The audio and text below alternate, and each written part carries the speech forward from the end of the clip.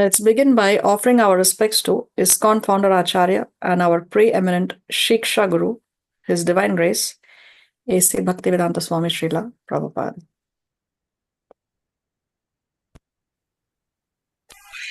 Hare Krishna, Krishna Hare Hare, Hare Ram, Ram Ram.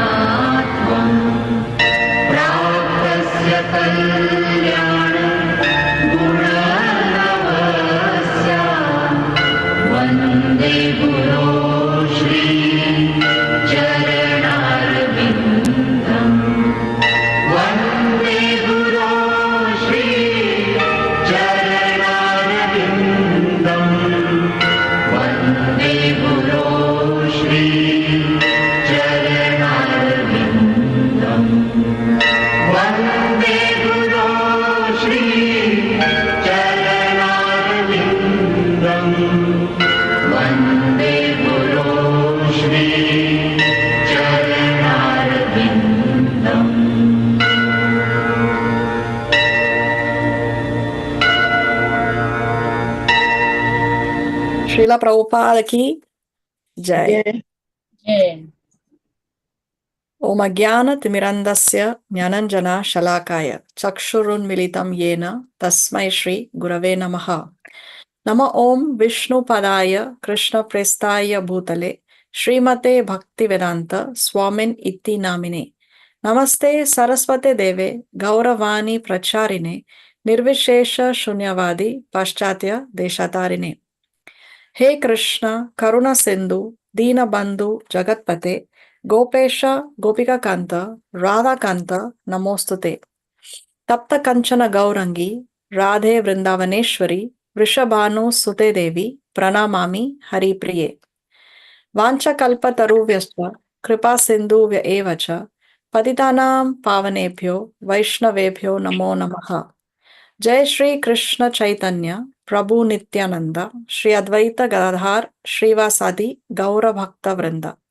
Hare Krishna Krishna Krishna Hare Hare Hare Rama Rama Rama Hare Hare.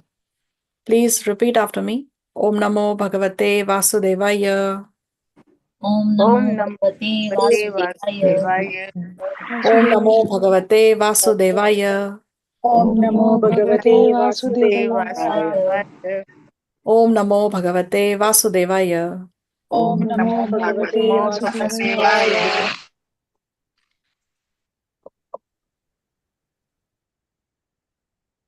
Okay, so we welcome all of you to our weekly online Bhagavad Gita classes.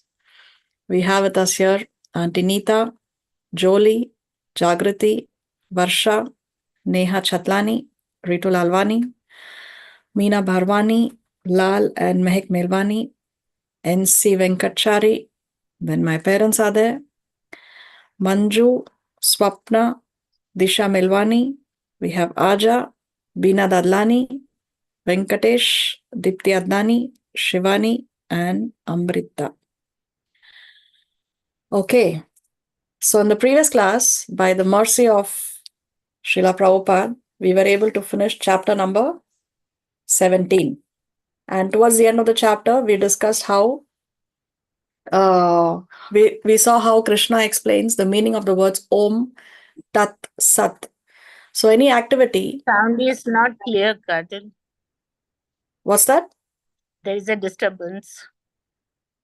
There is a disturbance? Can you all hear me? I am able to hear Not you so clear. perfectly fine. Yes, Auntie, you must be having some problem. Very clear. Not clear. Okay, I think there is some problem on your side, Auntie. Maybe you want to log out and log back in again. Maybe you can try doing that.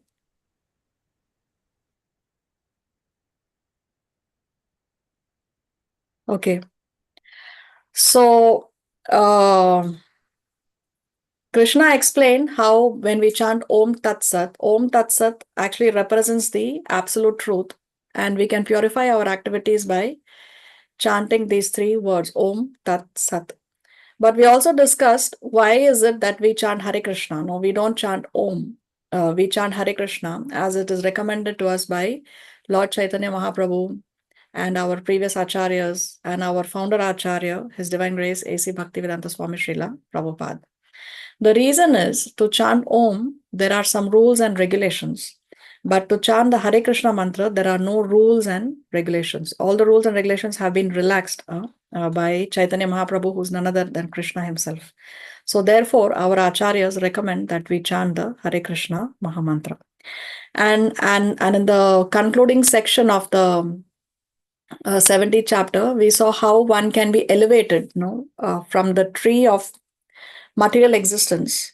No matter where one may be situated in the tree of material existence, one may be situated in the mode of goodness or passion or ignorance, or one may be very, very fallen. No matter where one is situated in the tree of material existence, no matter which faith we belong to, no matter where we come from, which gender, it doesn't matter.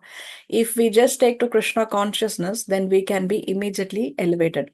That is the potency of Krishna consciousness. That is the potency of Bhakti Yoga. And therefore, irrespective of what our current position is, if we take to Krishna consciousness sincerely, then we can be elevated and we can cross over the ocean of material existence and go back home, back to Godhead. So on that note, we ended, or rather Krishna ended the previous chapter. So now,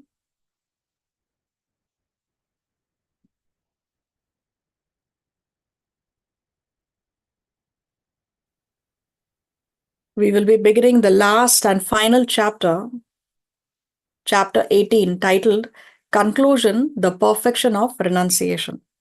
So this chapter is actually a conclusion, or rather a summary of all that Krishna has taught us in the previous chapters. Everything that Krishna has taught us will now be summarized in this last and final chapter. The chapter again begins with Arjuna asking a question. This is the longest chapter of the Bhagavad Gita. It has a total of 78 verses, 78 shlokas. So this will take, I think, 4 classes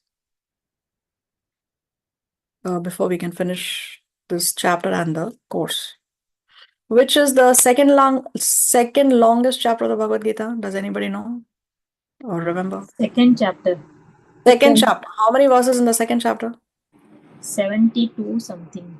72. Yes, 72 verses. So what is common between chapter 2 and chapter 18, the two longest chapters of the Bhagavad Gita? In chapter 2, he was explaining the rest of the chapters, what we are going to cover. Yes. So both are summaries of the teachings of the Bhagavad Gita, chapter 2 as well as chapter 18. Both are summaries, and therefore both these chapters are long. Actually, Bhagavad Gita would have been finished in 2 chapters itself if it was not for the important and pertinent questions that Arjuna asked. So therefore it has extended, and now again Krishna is going to conclude his teachings in the final chapter.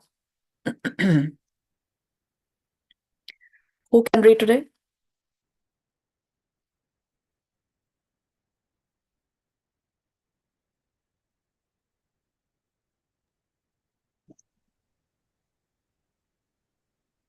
I can read. Okay, thank you, Divya. Thank you.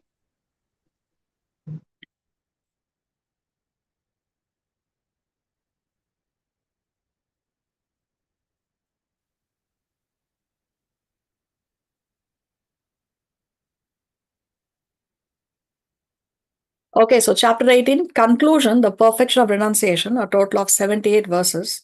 But as always, before we can learn this chapter, we need to understand what are the benefits, or what is a falashruti, or what are the advantages of learning, reading, reciting this particular chapter. So as we have said previously, that these histories are from the Gita Mahatmya, which is a conversation between Lord Shiva and Goddess Parvati. Lord Shiva in 18 chapters of the Gita Mahatmya is glorifying the 18 chapters of the Bhagavad Gita. So Parvati said, "My dear husband, you have told me the glories of the 17th chapter of the Srimad Bhagavad Gita. Now kindly relate the glories of the 18th chapter of Srimad Bhagavad Gita." Lord Shiva said, "O daughter of the Himalayas, Parvati, please listen to the glories of the 18th chapter of Srimad Bhagavad Gita, which is higher than the Vedas and the giver of unlimited bliss. When it enters into one's ears, it destroys all material desires. For the pure devotee, it is divine nectar.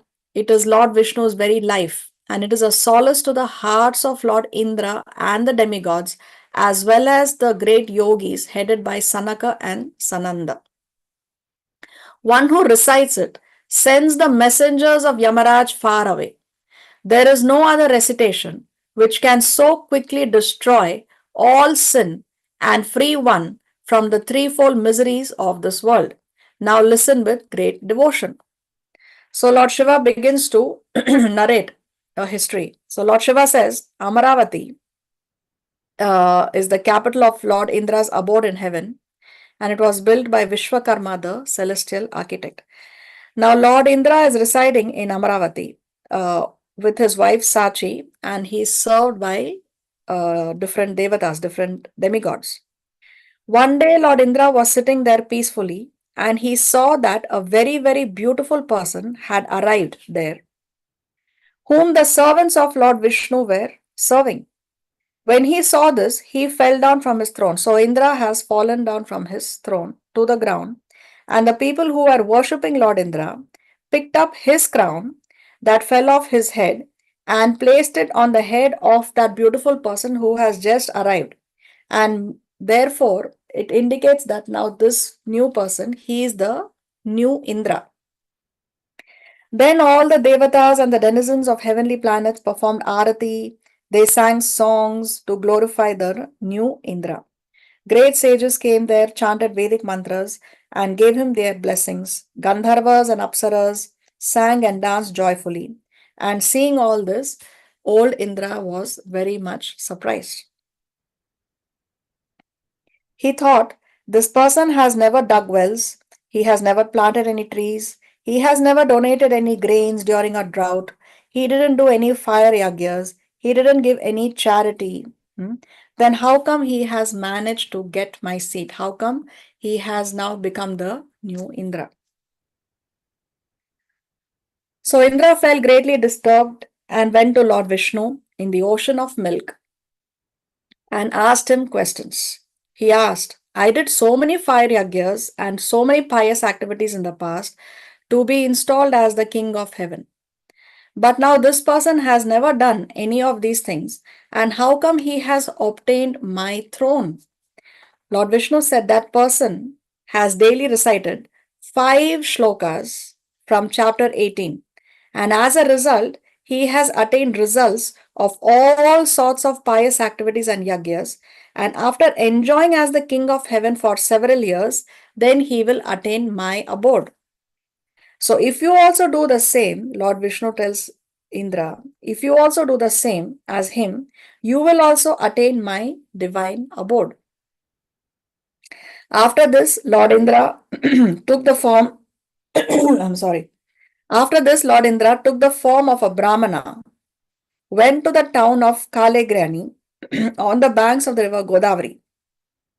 There he came across a pure Brahmana who had understood the secret of all Vedic literatures and requested him to teach him the 18th chapter of the Bhagavad Gita. Lord Indra also started reciting 18th chapter of Bhagavad Gita for some time and attained Vaikuntha Loka.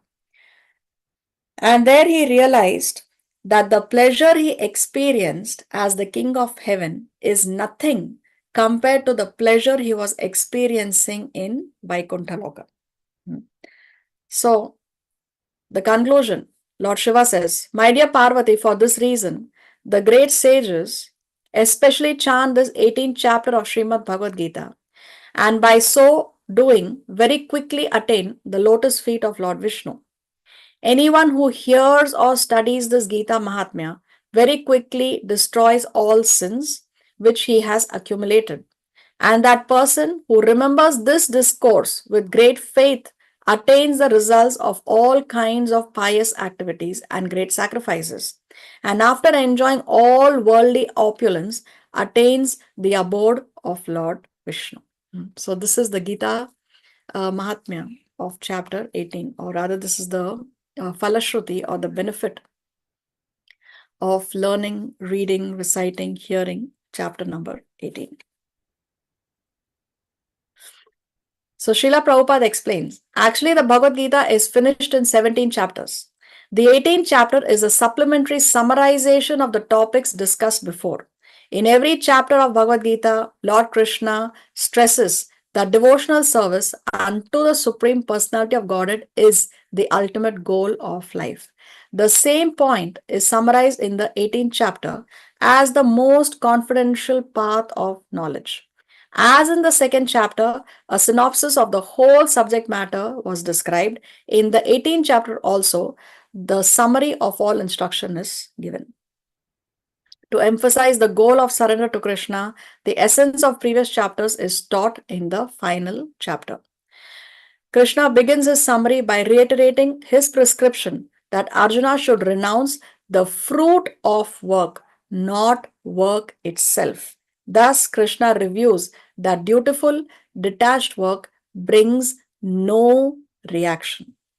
As long as there is reaction to whatever we are doing, irrespective of whether it is good reaction or bad reaction, if there is reaction, it means we are bound in this material world. So we should act in such a way that there is no reaction. So what kind of work brings no reaction is dutiful, detached work. So that is intelligence.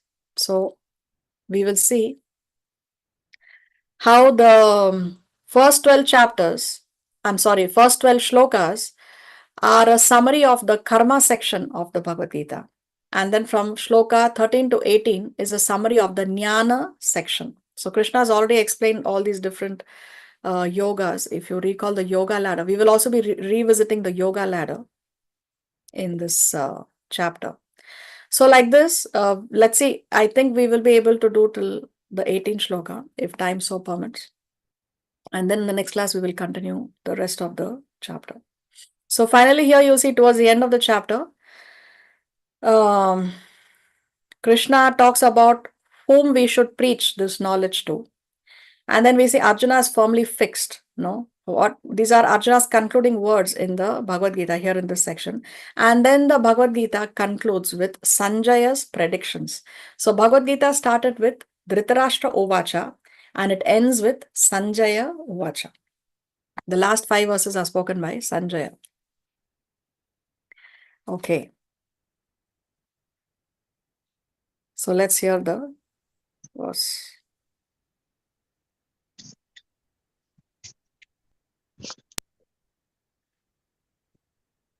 अथ अष्टादशोऽध्यायः अर्जुन उवाच सन्न्यासस्य महाबाहो तत्त्वमिच्छामि वेदितुम् त्यागस्य च हृषीकेश पृथक् केशिनिषूदन. Arjuna said, O mighty armed one, I wish to understand the purpose of renunciation, Tyaga, and of the renounced order of life, Sannyasa, O killer of Keshi demon, master of the senses. So Arjuna's question here at the beginning of the chapter is, he wants to know the difference between two terms. First of all, is there any difference? If there is a difference, then what is the difference? And if they are the same thing, then how come they are the same thing? No. So what are the two terms? Arjuna wants further clarity on the difference or on the meaning of the two terms. The two terms are Tyaga and Sannyasa. No. What is the difference between renunciation and renounced order of life? Renounced order of life. Right now, in which order of life is Arjuna? Is he a Brahmana, Kshatriya, Vaishya, Shudra? Kshatriya. He is a Kshatriya, isn't it? But was Arjuna willing to go to the forest, give up his Kshatriya duties and live like a sannyasi? No. Yes, in the beginning of in the Bhagavad Yes, Gita, beginning, in the he yes, said, beginning. Yes. In yes, the beginning. yes. yes, he was ready, isn't it? Arjuna said, I'm ready to go to the forest and beg and live. Hmm. But so then, because Krishna is talking about renunciation, and then he's also telling him to fight the war. So Arjuna is asking then, what is the difference between actually taking sannyas, the renounced order of life, and renunciation, tyaga? So therefore, Arjuna wants to know the difference between tyaga and sannyasa. Is there a difference at all, or it's the same thing? If there is a difference, then what is the difference? And if it is the same thing, if it is similar, then how? What are the components that are similar in these two factors? Now, by what names is Arjuna referring to Krishna here? Rishikesha Rishikesha? Do we have more names? and Ke-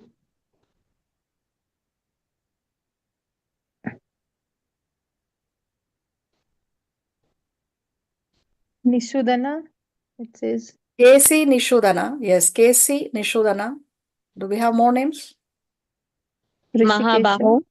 Mahabaho, yes. These are the three names, no? Arjuna is using these three names. Mahabaho, Rishikesha, and Keshi Nisudana. What is the meaning of Mahabaho? The mighty armed. Mighty arm. So Mahabaho is also a name of Arjuna. Arjuna. No, actually Mahabaho means mighty armed. It's a generic term that is used for Kshatriyas. Rishikesha means what? The control of senses. Yes, the master of the senses, the master of the senses. And Kesi Nishudana means? The killer of Keshi demon. The killer of Keshi demon. So Arjuna is saying here that you are Mahabaho, you are mighty armed, so you can solve my problem. No, you can solve this issue for me, this confusion. Then he's saying that you are Rishikesha, you are the master of the senses, so you can ease my state of mind. You can ease my state of mind. You can ease my perturbed senses because you are the master of the senses. And then he says you are the killer of the Keshi demon. So doubts in one's mind are compared to demons. So because Krishna is the killer of this demon, therefore Krishna can also kill the demon-like doubts that are in Arjuna's mind. So therefore, Arjuna is referring to Krishna by these names.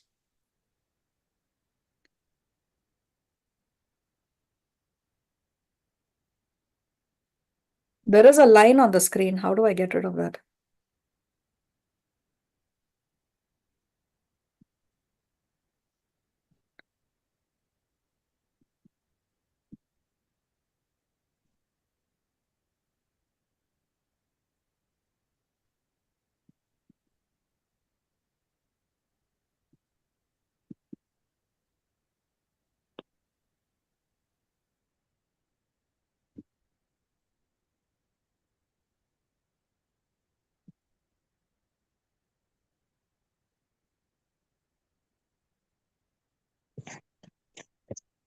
Okay.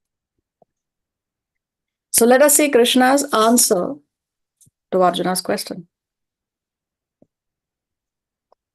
श्रीभगवानुवाच काम्यानां कर्मणां न्यासं सन्न्यासं कवयो विदुः सर्वकर्मफलत्यागं प्राहुस्त्यागं विचक्षणाः. The Supreme Personality of Godhead said, the giving up of activities that are based on material desire is what great learned men call the renounced order of life, sannyasa. And giving up the results of all activities is what the wise call renunciation, tyaga.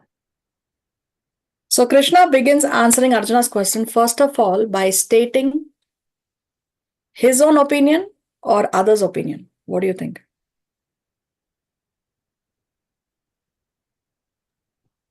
Others' opinion. Others' opinion, because here he says, what great learned men call. No, so he's giving the opinion of other great learned men.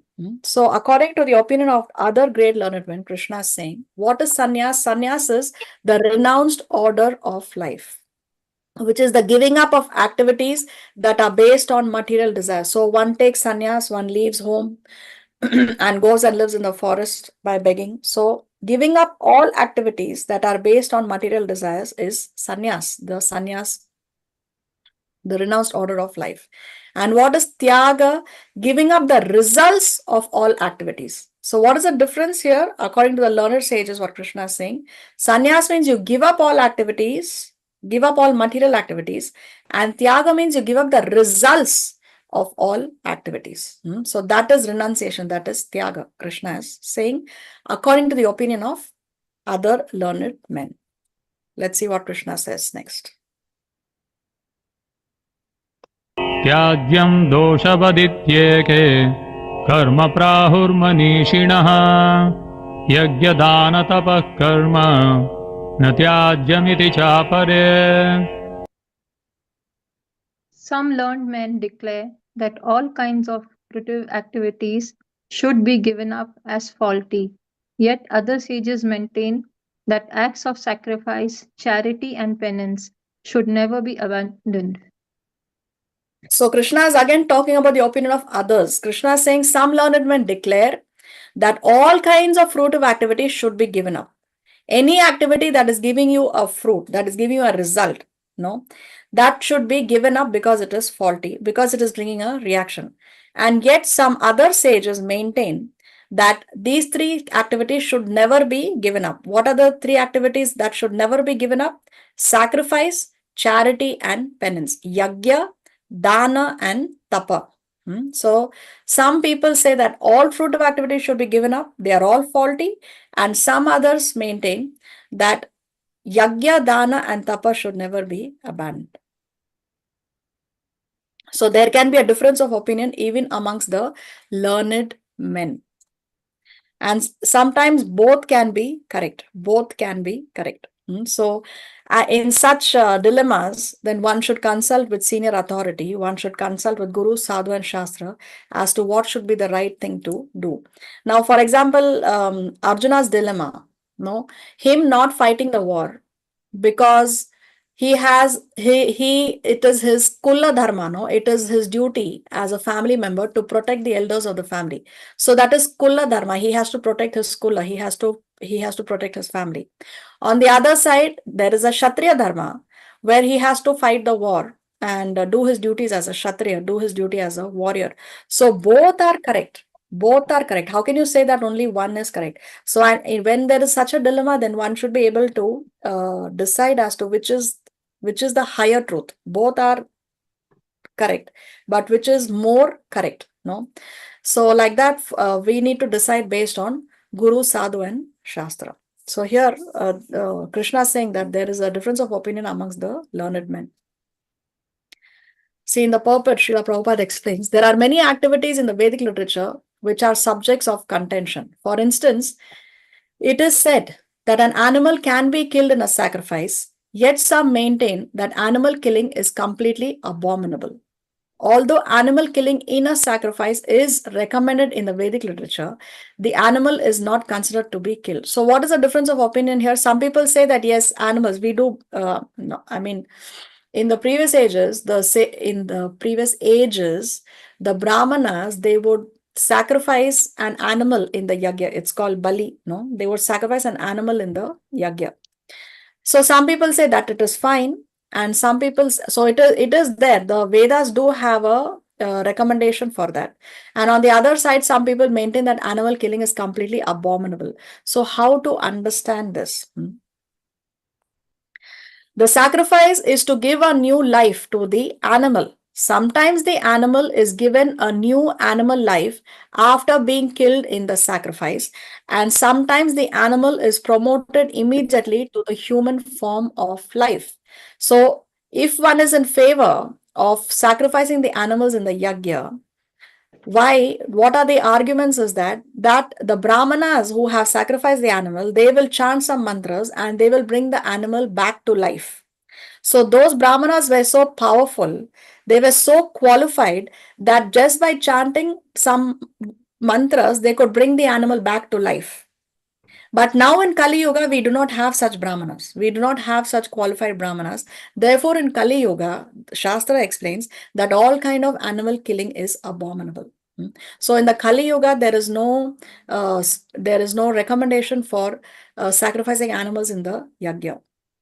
In Kali Yuga, it is completely prohibited. So previously it was allowed. So Vedas do allow. Now there is a provision for this because the Brahmanas were so highly qualified that they could bring the animal back to life, or immediately the animal is promoted to the human form of life. Immediately they'll get a human birth, which is the best amongst these 8,400,000 species. No. But there are different opinions among the sages. Some say that animal killing should always be avoided, and others say that for a specific sacrifice, it is good. All these different opinions on sacrificial activity are now being clarified by the Lord. So, like this, Srila Prabhupada explains how there can be a difference of opinion even amongst the learned sages.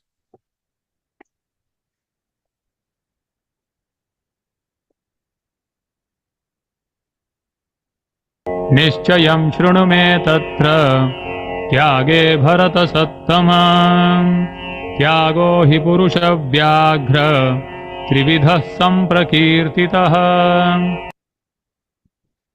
O best of Bharatas, now hear my judgment about renunciation. O tiger among men, O tiger among men, renunciation is declared in the scriptures to be of three kinds. So now Krishna says, now hear my judgment. Now hear my judgment. So just like how in a court of law, there may be two parties. They are talking different things. They are opposed to each other. No, they have different opinions. But the judge gives his judgment at the end. So Krishna is saying, now you hear my judgment about renunciation. So Krishna is saying renunciation is declared in the scriptures to be of three kinds. So Krishna is saying there are three kinds of renunciation. So what are these three kinds? Krishna is going to explain renunciation in the three modes of material nature: goodness, passion, and ignorance. So let's see what Krishna has to say next. यज्ञदानतपः कर्म न त्याज्यं कार्यमेव तत् यज्ञो दानं तपश्चैव पावनानि मनीषिणाम्. Acts of sacrifice, charity, and penance are not to be given up. They must be performed. Indeed, sacrifice, charity, and penance purify even the great souls. So what is Krishna saying? What is the final judgment on the subject matter? Krishna is saying sacrifice, charity, and penance, yajna, dana, and tapa should not be given up. They must be performed. One must perform sacrifices, charity, and penances. But why should we perform this? What does Krishna say?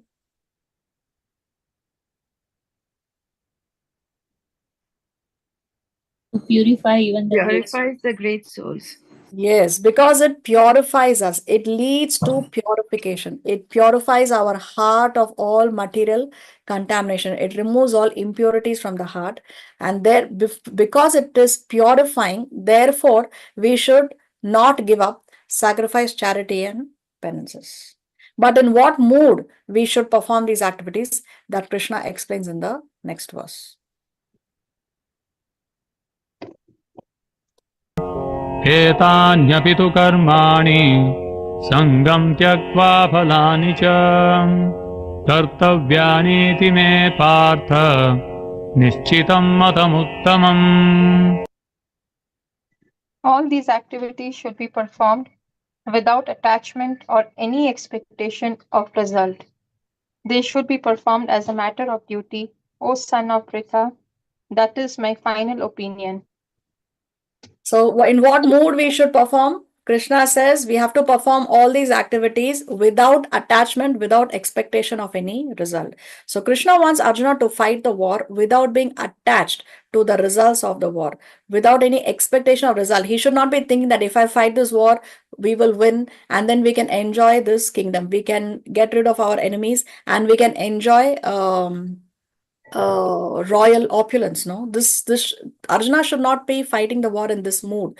So these activities should be performed without attachment or expectation of any result. They should be performed as a matter of duty. So Krishna wants Arjuna and all of us to do all activities as a matter of duty without attachment and without expectation of any result. So when we work like this, then we are not going to be bound in the cycle of karmic action and reaction. So this is my final opinion, says Krishna. So all the arguments, everything can be laid to rest, because Krishna, whatever he speaks, that is law. Because all the Vedas are coming from him. So there cannot be any higher truth than what Krishna says. So Krishna says, this is my final opinion. Activity should be performed in this mode, without attachment, without expectation of any result, and only as a matter of duty. Don't get attached to the work.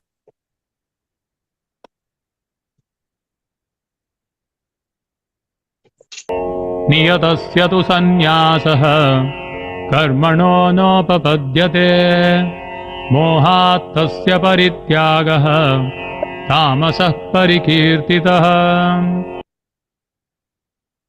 Prescribed duties should never be renounced. If one gives up his prescribed duties because of illusion, such renunciation is said to be in the mode of ignorance. So now in the upcoming verses, Krishna is going to explain renunciation in the three modes: ignorance, passion, and goodness. So what is here first? He's describing renunciation, a mode of mode of ignorance. Krishna says prescribed duties should never be renounced. If one gives up his prescribed duties because of illusion, because of a wrong concept, we'll give some examples, then such renunciation is said to be in the mode of ignorance. So, see, Srila Prabhupada explains in the purport that how a sannyasi actually should never cook for himself. No, but if that sannyasi is cooking with a mentality that I want to cook this wonderful feast and offer it to the Lord so that the Lord can enjoy, the Lord can relish this food that has been cooked with love, then a sannyasi can cook. Another example that Prabhupada gives in the purport is that a sannyasi should not be involved in grihastha issues. He should not be conducting marriages, marriage ceremonies, etc. But if the sannyasi is conducting this marriage ceremony for the spiritual well-being of the couple or for the spiritual well-being of others, then a sannyasi can conduct marriage ceremonies. So prescribed duties should never be renounced, Krishna says. First of all, whatever are your prescribed duties, you have to do. Everyone has their prescribed duties, whether every husband has his duty, every wife has her duty, parents have their duties, children have their duties. We all have our prescribed duties. So one should never give up prescribed duties. We have to do our duties. One cannot say that, okay, I have to focus on my spiritual life, so I will chant my 16 rounds, I will follow the 4 Decade principles, and I keep to myself, and that is it. No, but you have your duties to do towards your husband, towards your children, towards your parents. So we have to fulfill our prescribed duties. Krishna says prescribed duties should never be renounced. And if one gives up his prescribed duties because of illusion, because of a wrong concept, then that is said to be in the mode of ignorance.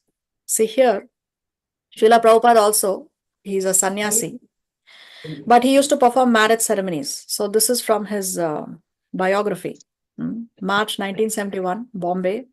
There was a 11-day Hare Krishna festival, a Pandal program at Cross Maidan in South Bombay. One day, Prabhupada conducted a Vedic marriage ceremony and an initiation before thousands of people. The marriage was arranged between Bhagawad, who was Swedish, and Padmavati Dasi, who was Australian. They completely enchanted the whole audience. She with her ornate red sari and Indian jewelry, including a nose ring, and he with his nice white dhoti and kurta and clean shaven head. So you can see here, they are the couple. 6 brahmacharis were initiated at that time also. Giriraj Maharaj says, the audience was impressed. First of all, they were amazed just to see foreign devotees, foreign sadhus. So they have never before seen white-skinned people dressed like Vaishnavas. No, now it is a common sight all over the world. But before it was unheard of. It was unheard of. So this is actually the magic of Srila Prabhupada. No, that now there are white-skinned devotees with shaven heads, dressed like Vaishnavas with tilak, kantimala. Then on top of that, to see them being initiated, and even more than that, being married in front of 10,000 people, it was overwhelming. So during the ceremony, as Srila Prabhupada made the boy and girl husband and wife, he mentioned that she was from Australia and he was from Sweden. Then Srila Prabhupada said, this is the real United Nations. So just see, Krishna consciousness has brought all of them under one umbrella. No, everything is united, the real United Nations, and everyone burst into applause. It was the most glamorous, wonderful program. So this is from Srila Prabhupada Leelamrita, chapter number 33. So you can see how Srila Prabhupada would perform these wedding ceremonies. Although sannyasis are not allowed to perform wedding ceremonies, but he did it because he is seeing it as a service to Krishna. He is doing it as a service to Sri Guru and Krishna because he is preaching to them. And when he went to the West, he saw that the Westerners are involved into illicit relationships. No, they were living in together. So Srila Prabhupada would perform these marriage ceremonies so that they can, as a grihastha couple, as married man and woman, then they can work together, keeping Krishna in the center.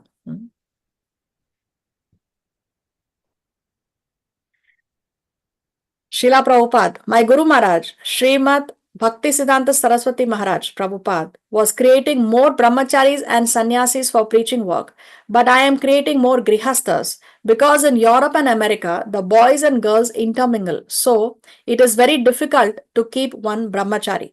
So there is no need of artificial brahmacharis. It is sanctioned.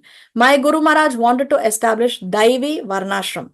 It doesn't matter whether one is a sannyasi or one is a grihastha or a brahmachari.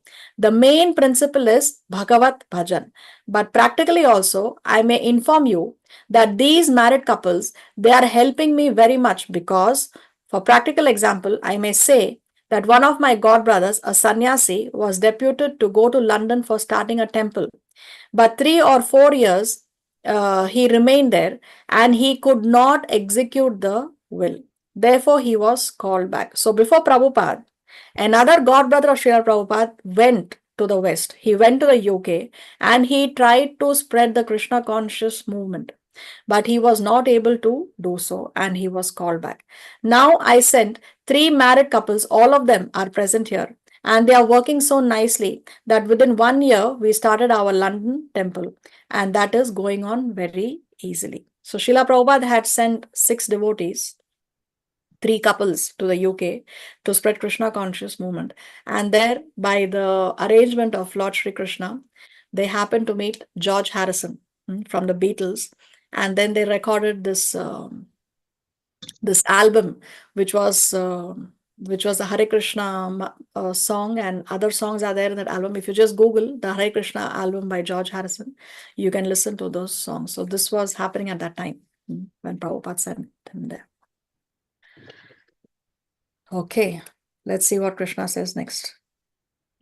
दुःखमित्येव यत्कर्म कायक्लेशभयात् त्यजे सकृत्वा राजसं त्यागं नैव त्यागफलं लभे.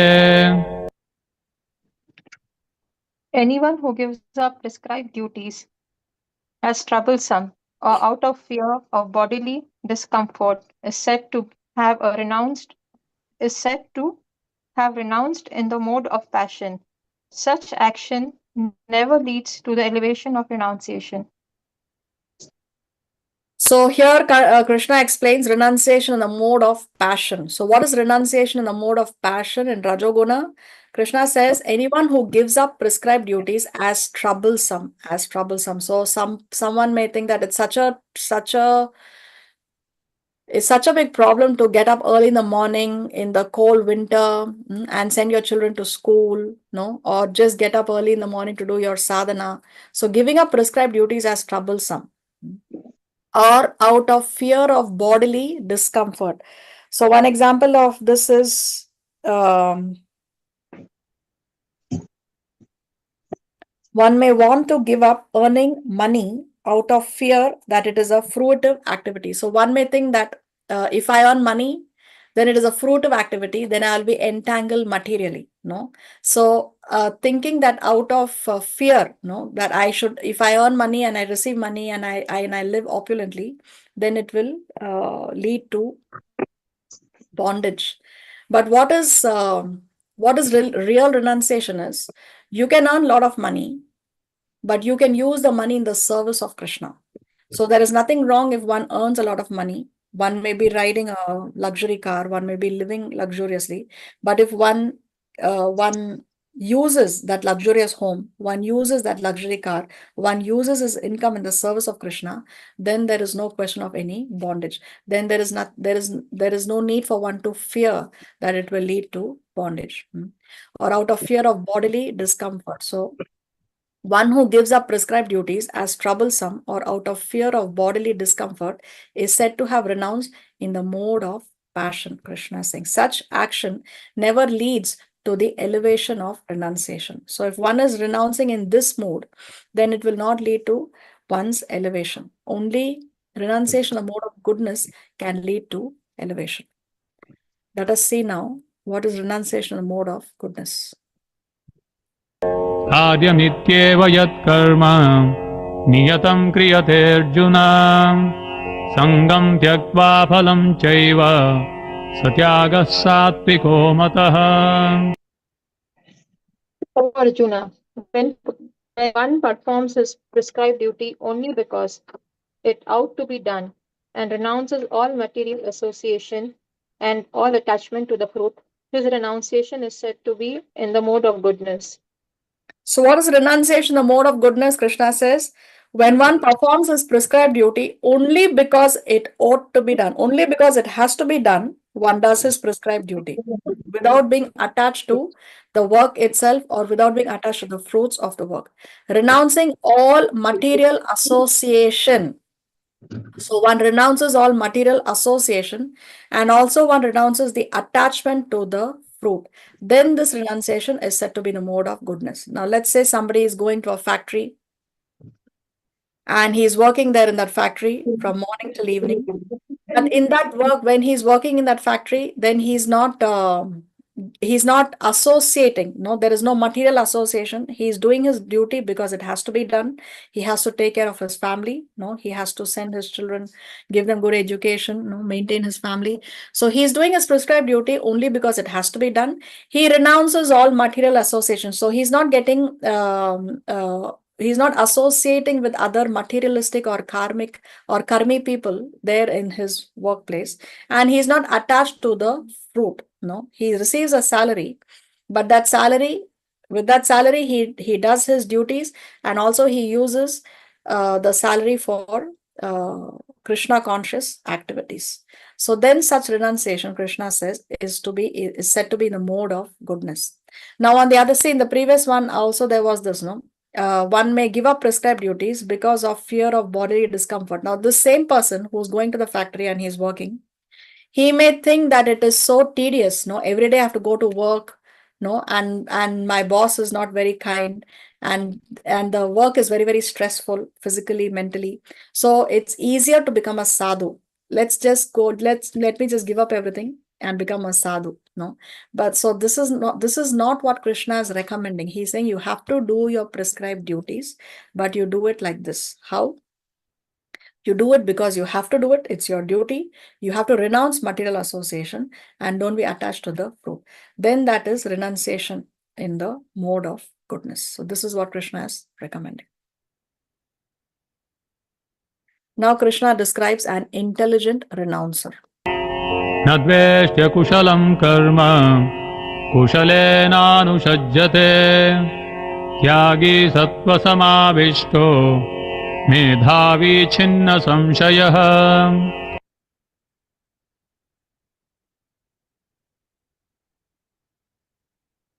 Divya, are you there?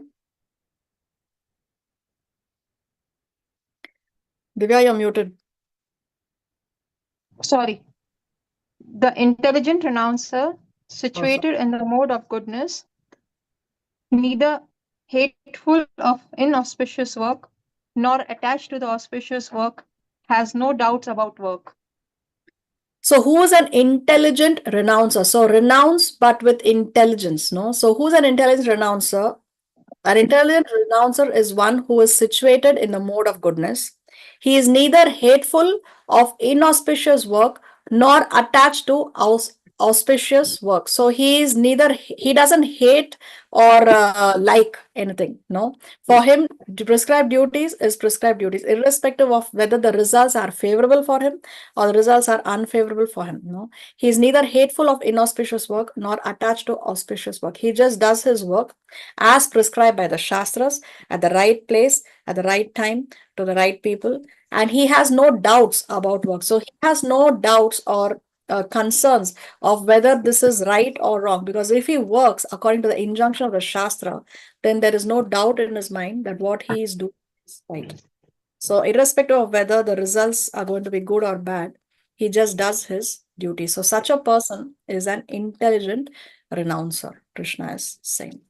Mataji, I have a doubt. Yes. What do you mean by hateful of inauspicious work? Neither hateful of inauspicious work.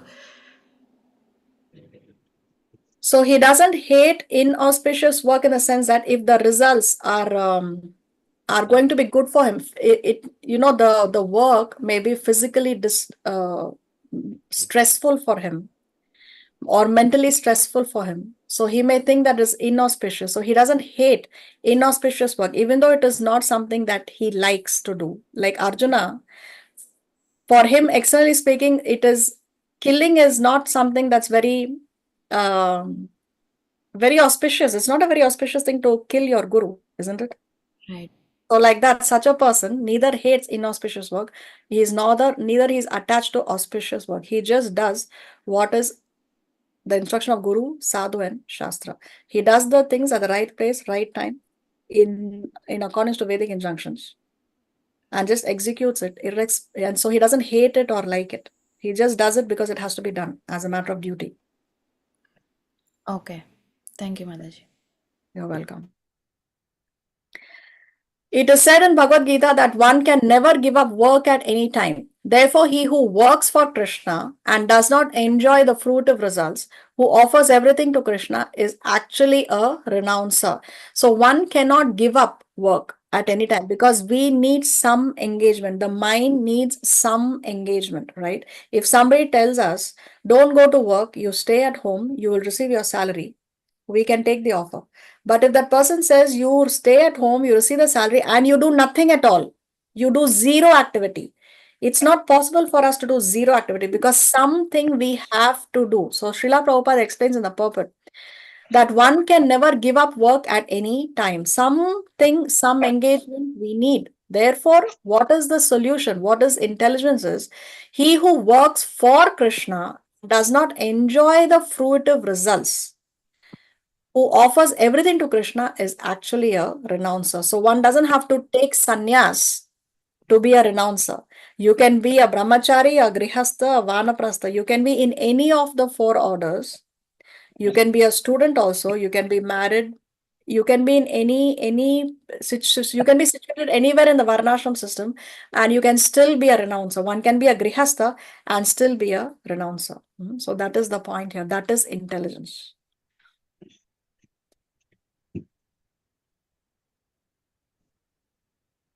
न हि देहभृता शक्यं त्यक्तुं कर्माण्यशेषतः यस्तु कर्मफलत्यागी स त्यागीत्यभिधीयते.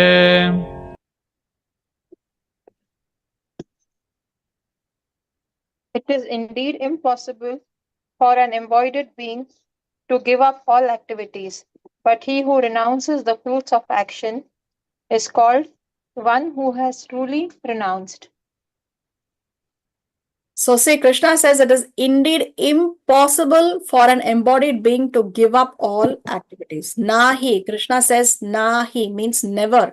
Never it is possible for somebody, for an embodied being. Deha brita, deha means body, no? So deha brita means embodied.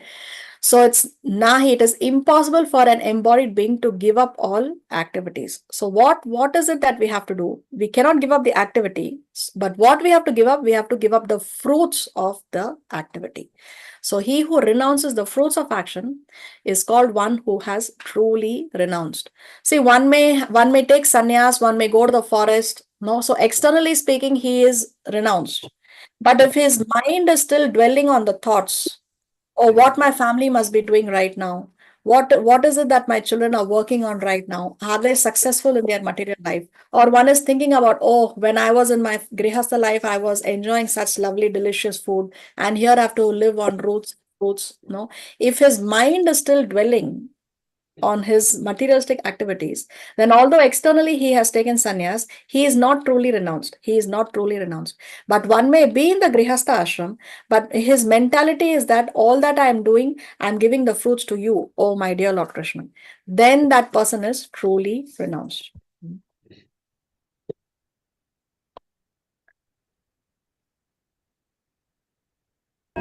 अनिष्टमिष्टं मिश्रं च त्रिविधं कर्मणः फलम् भवत्यत्यागिनां प्रेत्य न तु सन्न्यासिनां क्वचित्.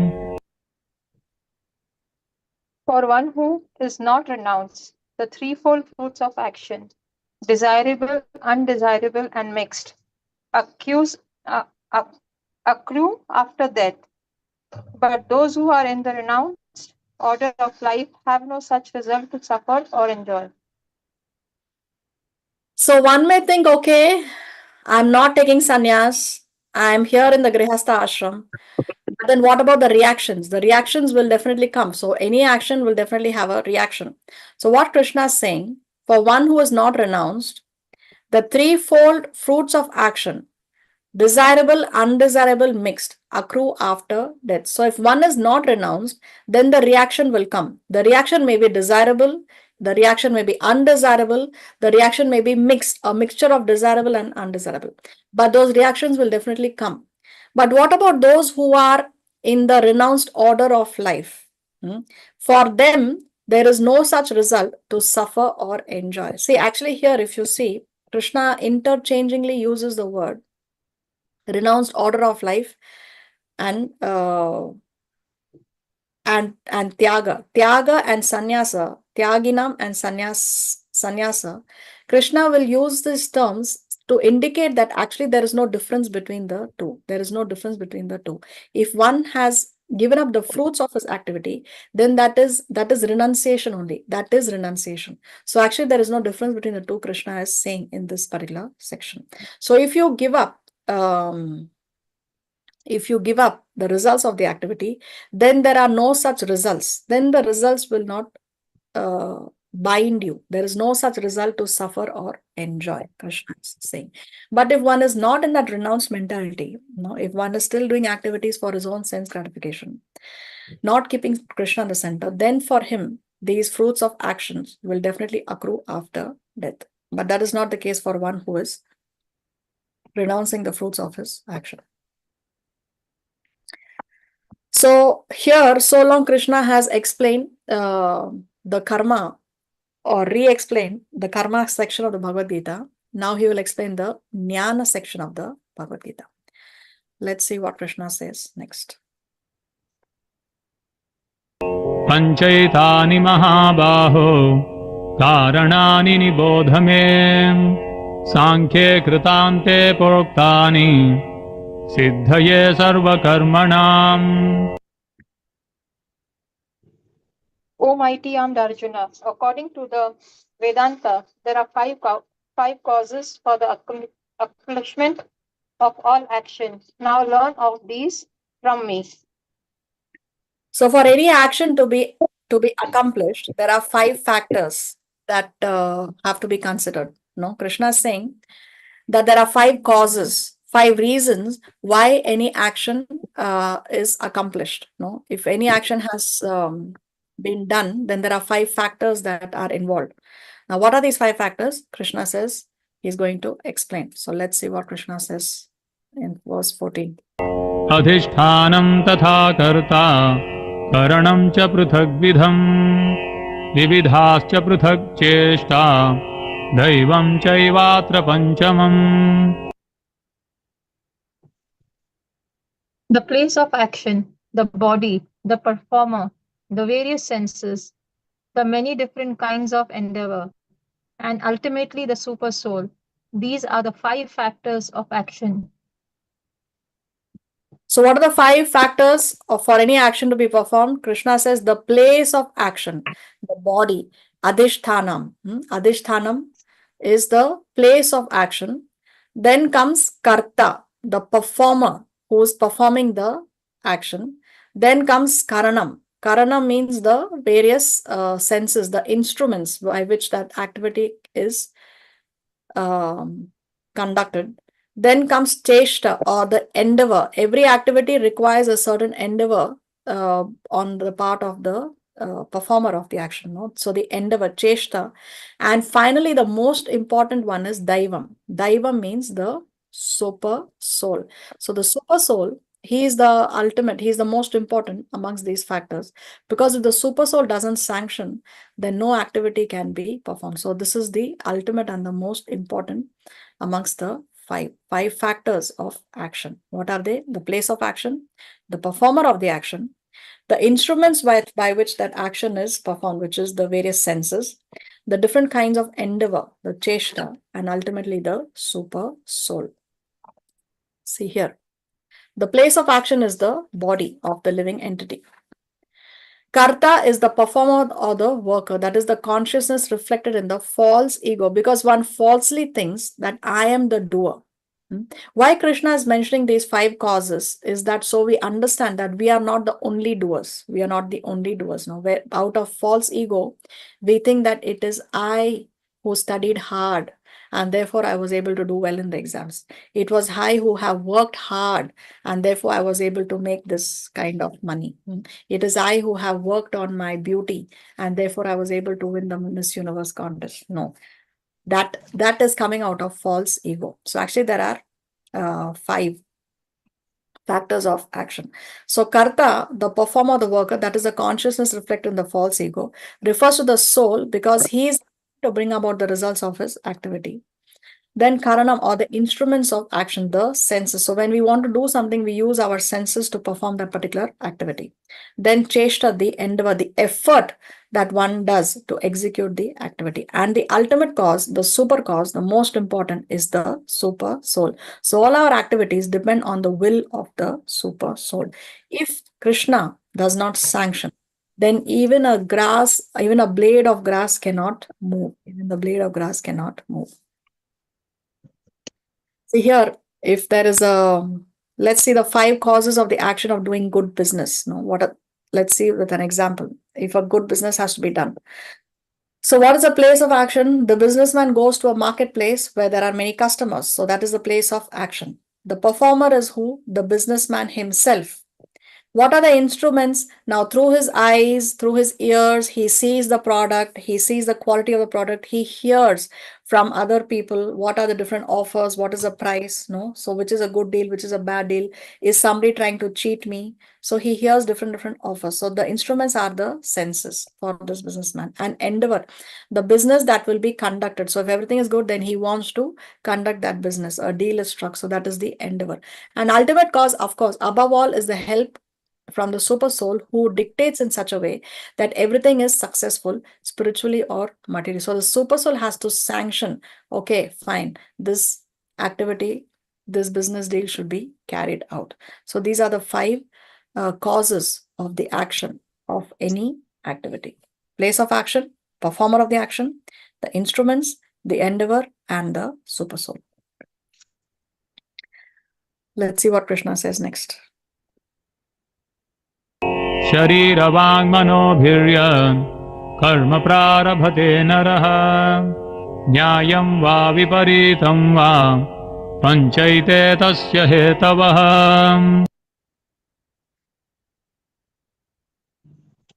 Whatever right or wrong action a man performs by body, mind, or speech is caused by these 5 factors. So these 5 factors, which Krishna just mentioned, cause all actions, whether it is right or whether it is wrong. Now, what kind of actions are right? Those are those which are according to the injunctions of the Shastra. Guru, Sadhu, and Shastra. If it is under the instructions of Guru, Sadhu, Shastra, then it is a right action. If it is against Guru, Sadhu, Shastra, then it is a wrong action. But irrespective of whether the action is right or wrong, it is caused by these 5 factors, Krishna is saying. And also, what is he saying here? That all activities are performed by body, mind, or speech. So one can perform an action by body, actually do it. One can also mentally perform some actions, not only by thinking. So activities can be performed even mentally or by speech. When we speak also, we are performing an activity. So that can, so by speech also we can be doing right or wrong, by mind also, and also by the body. But irrespective of whether by mind, body, or speech, right or wrong, these 5 factors are required to execute any action, Krishna is saying. So wrong action, work done against the Shastra, and right action, wrong action, work done against the Shastra, and right action, work done in accordance with Shastra. Action can be performed either according to Shastric injunctions or against them. In either case, however, all 5 factors are required, and it is the super soul who ultimately sanctions all actions. तत्रैवं सति कर्तारम् आत्मानं केवलं तु यः पश्यत्यकृतबुद्धित्वान् न स पश्यति दुर्मतिः. Therefore, one who thinks himself the only doer, not considering the 5 factors, is certainly not very intelligent and cannot see things as they are. One who thinks himself the only doer, not considering the 5 factors. So if one thinks that he's a self-made man, no, he thinks that he's the only doer, no, he's not considering the other factors that Krishna has mentioned, then Krishna is saying that he is durmatihi, he is foolish, he is foolish, he is not intelligent. And cannot see things as they are. He cannot see that actually there is a super soul who has to sanction, because there are so many people who endeavor, who work very hard. Sometimes people say that hard work pays. Okay, but there are many people who are working even harder than you, but they are not able to get the same results as you are getting. So it's not only one's endeavor, or it's not only the place, or it's not only the doer, but it's also the super soul who has to ultimately sanction. So all these 5 factors one should consider. So one who thinks of that he himself is the only doer, he is one of the 5 doers, but he is not the only doer, then that person does not see things as they are. He is under illusion. He is under illusion. He does not see that he is not independent. He does not realize that he is dependent on God. So such a person, Krishna says, is durmati. He is foolish. He is not very intelligent. So non-intelligent person thinks he is independent, that he is the only doer, and fails to see his dependence on the final doer, the Supreme Lord.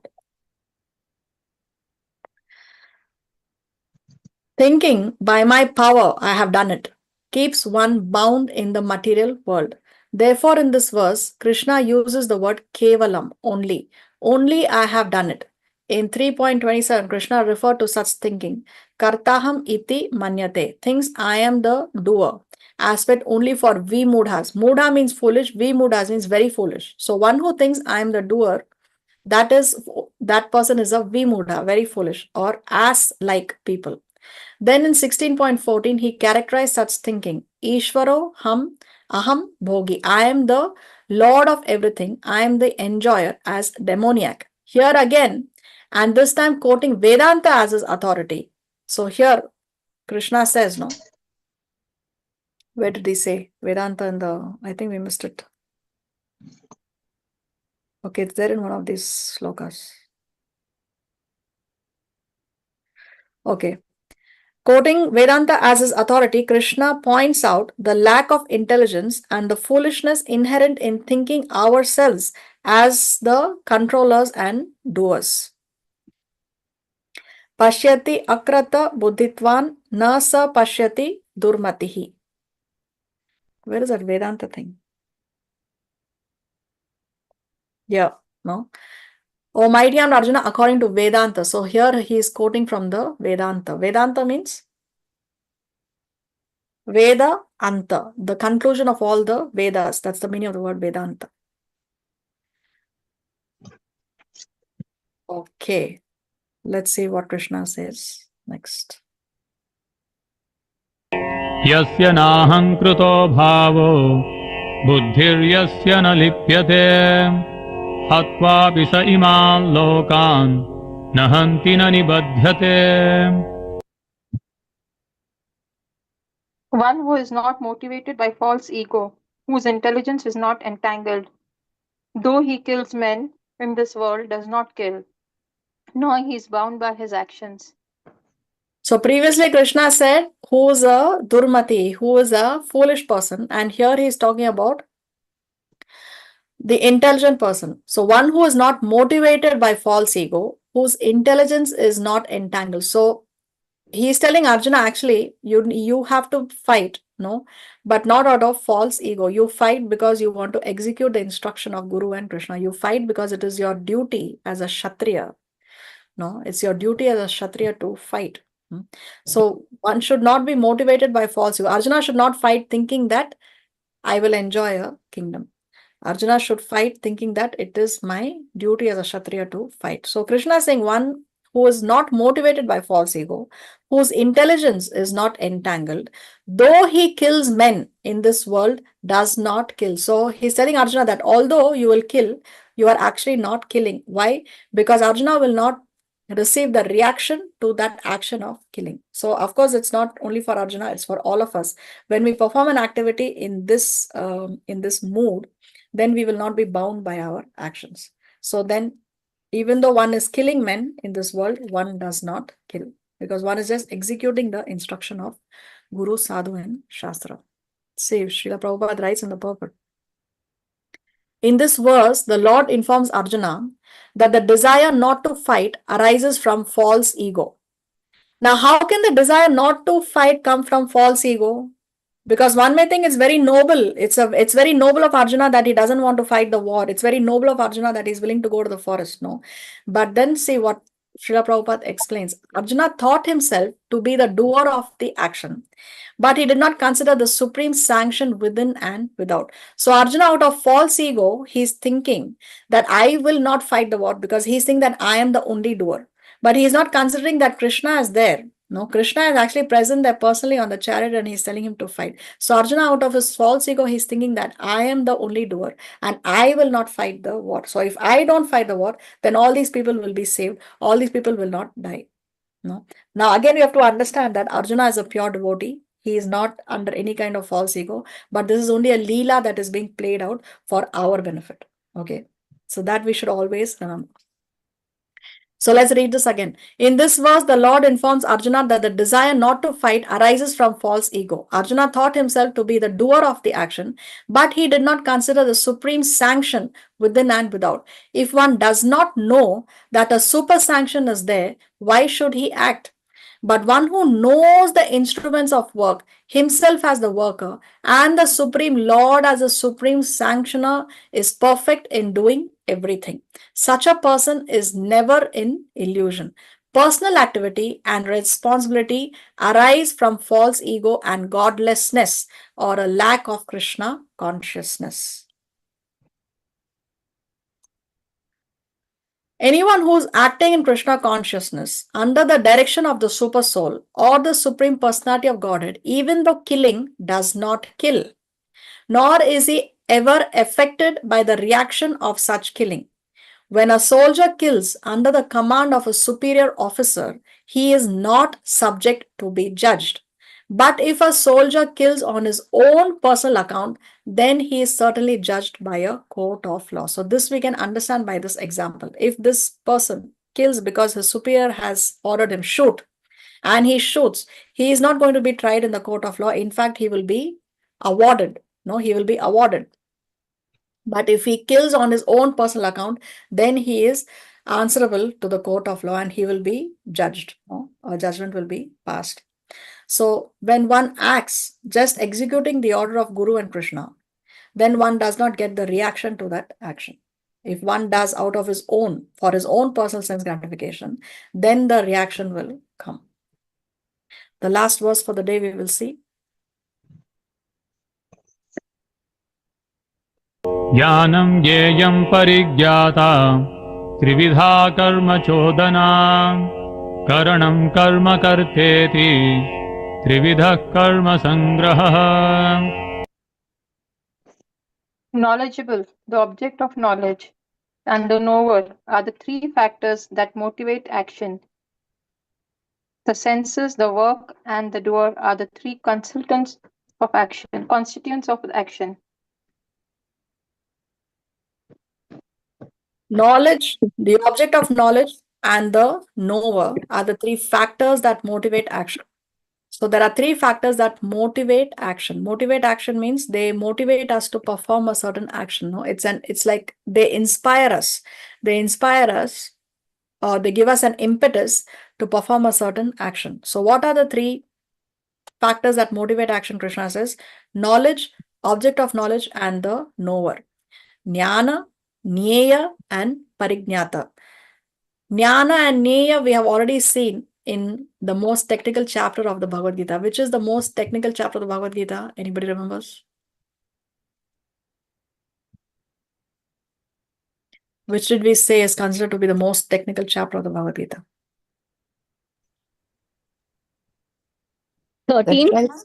15. Chapter 13, yes, very nice. Chapter 13. So here, in chapter 13, Arjuna asked the meaning of some technical terms, no? And there, if you may recall, he inquired about Jnana and Jnaya. So here again, they are making their reappearance here. Remember, this is a summary of what Krishna has already taught. So anyway, so Jnana, Jnaya, and Parignyata, the knower, are the three factors that motivate action.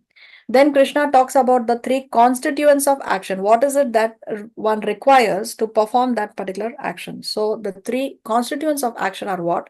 The senses, the work itself, and the doer.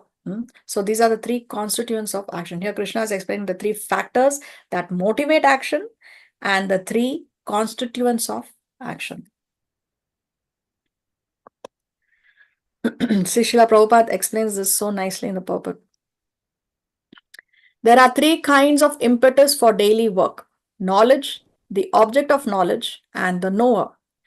The instruments of work, the work itself, and the worker are called the constituents of work.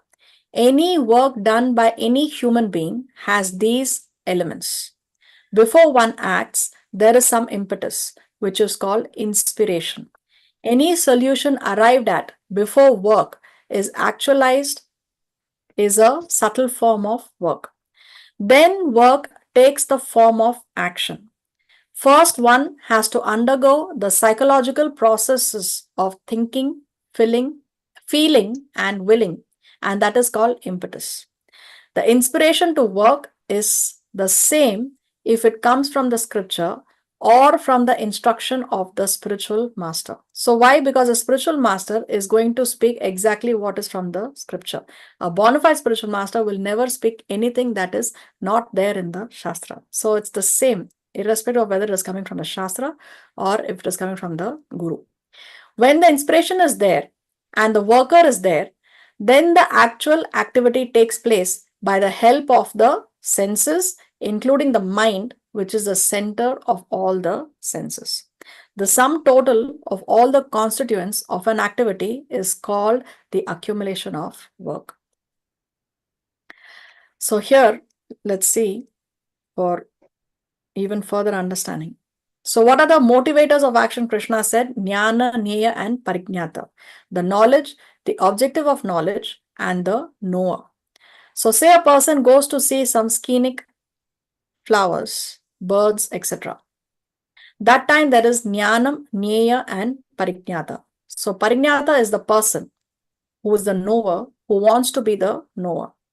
Jnana is the process of knowledge and Jnana is the objective of knowledge.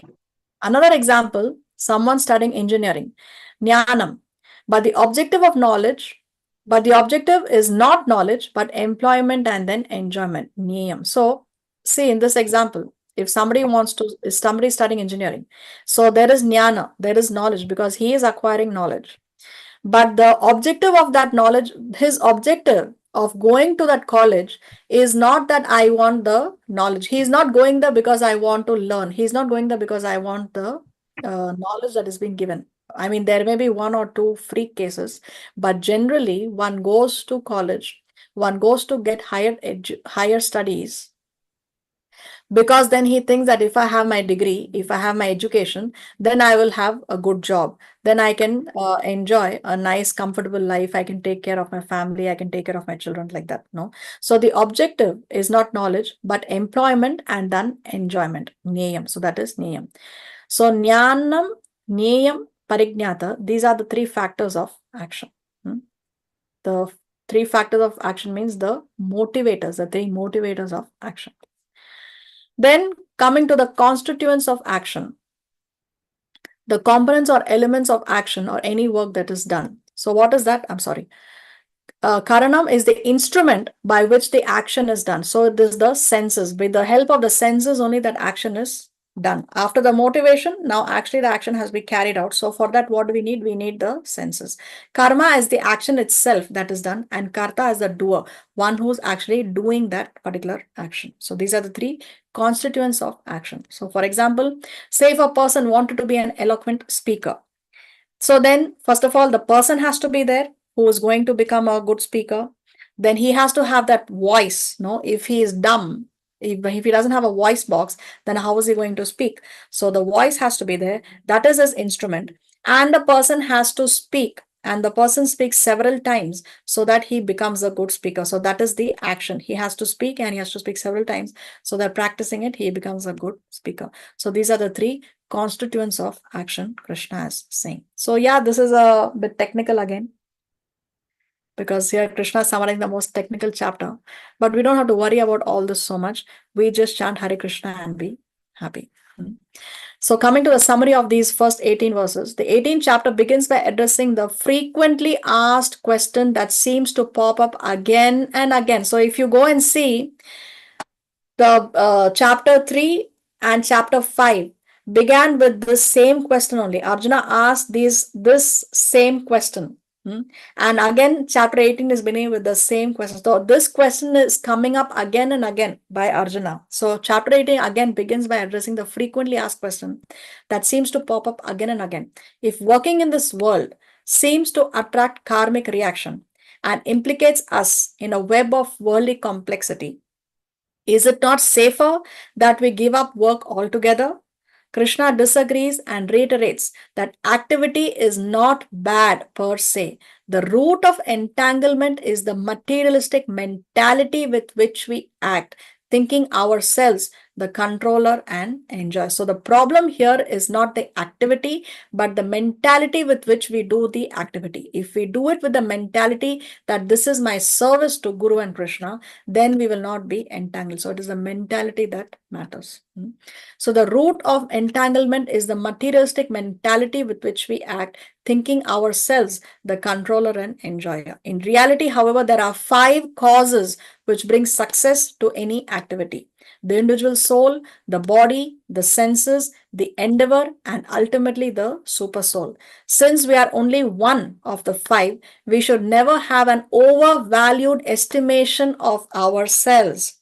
Thus, by working in a spirit of detachment, offering the results of labor towards a transcendental goal, one can function in this world and simultaneously remain completely aloof. So this is a summary of the first 18 verses of this last chapter. In the next verse, we will revisit the yoga ladder if Krishna so sanctions.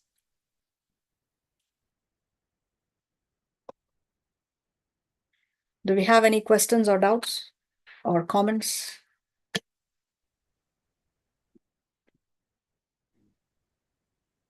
हरे कृष्ण माता जी, कोटि कोटि दंडवत प्रणाम। श्रील प्रभुपाद, श्रील गुरुदेव की जय, श्री भगवत गीता की जय। बहुत डीप डीप डिवोशनल एसोसिएशन है। हम तो ठीक है माता जी, कीड़ी के पैर जितने वैष्णवी है, पर हमारे हस्बैंड, 2 बच्चे, घर में आए हुए अमेरिकन गेस्ट, सब लोग Mata ji, everybody is hearing attentively your class. पर्दे के पीछे है पर they hearing attentively Mata ji, because Saturday Sunday Trustee Shivani's friends come for our Indian Gujarati prasadam. So they hear attentively, Mataji. The tears come from their eyes. I can see it, Mataji. That much potency. Like we feel that H.H. Jaipataka Maharaj is taking class. Anant Koti Dandavat Pranam to H.H. Jaipataka Maharaj. Mataji, please pray for me and my family and all Vaishnava that this year we enter in Shridham Vrindavan Dham, Shri Mayapur Dham, Shri Jagannath Puri Dham. Plane ticket, train ticket से हम नहीं जा सकते। Booking तो होता है माता जी, पर जब तक भक्ति देवी तुलसी महारानी, श्रीमती श्री राधा रानी, ऑल वैष्णव की ब्लेसिंग नहीं होएगी, तब तक हम धाम में एंटर नहीं हो पाएंगे। Please pray for me after 5 years now going Shridham Vrindavan Dham, Sisi Mahapur Dham, Sisi Jagannath Puri Dham. By the mercy of Bhakti Devi Tulsi Maharani, Srila Prabhupada and all Vaishnava blessing. Please Mataji, begging from all of you, pray for me that I can enter with my family in all the dham. Koti Koti Dandavat Pranam. Hare Krishna Mataji, Jai Srila Prabhupada. Hare Krishna. Thank you so much, Mataji, for giving us your association and your sweet words. And thank you that you are involving your family also to hear Bhagavad Gita. Thank you so much. And yes, we all pray that you can have a nice, successful visit to the dhams and come back safely.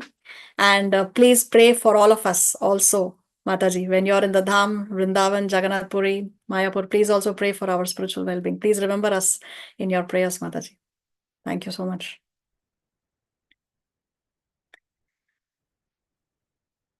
So anything we need to discuss?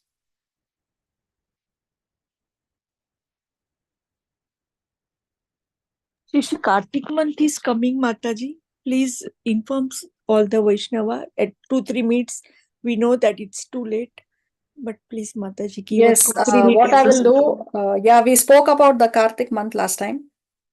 And I hope all of you have your ghee lamps ready. Don't miss it. Those who have not been with us in the last year for Kartik, what I will do is I will share the recording of the class we did previously, which has all details about why we have this, we celebrate this month, what is so special and why is it so potent, and how we can follow this month of Kartik. Very, very simple, nothing complex, nothing complicated, very simple. And with little bit of endeavor, we get a lot of benefit. No, everything, like whatever we do in this month of Kartik is magnified several times more. The Shastra explains, because this month is very, very dear to Lord Krishna. It is in this month that the Damodar Leela had taken place. And it is the only thing that we celebrate for one whole month. Even Janmashtami we celebrate only for one day, isn't it? But Kartik month we celebrate for one whole month. We meditate on it for one whole month. So what we do is offer ghee lamps. We can recite the Damodar Ashtakam. And this is a time when we maximize our spiritual activity and minimize to the bare minimum, if we cannot bring it to zero, sinful activities. No. So I will share in the group right now, post the class, the recording of the Damodar Leela class that we had last time. So you can have more information on that. And if you have any further doubts, you can always write to me. Anything else we need to discuss? Hare Krishna. Hare Krishna. Shri.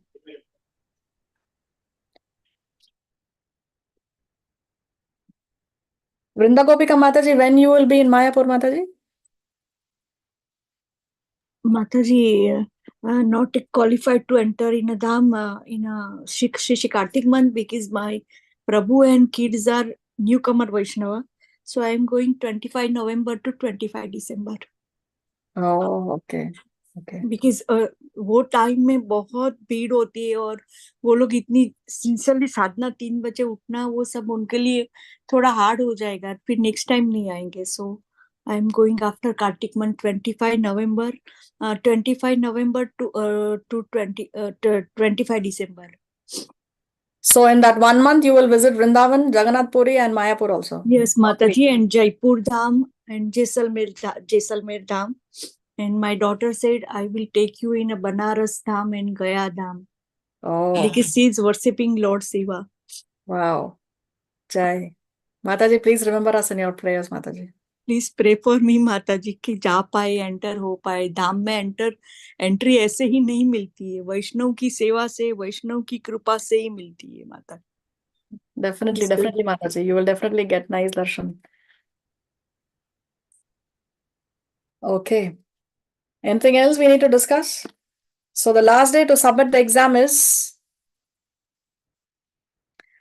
9th October, right? Yes. Yes.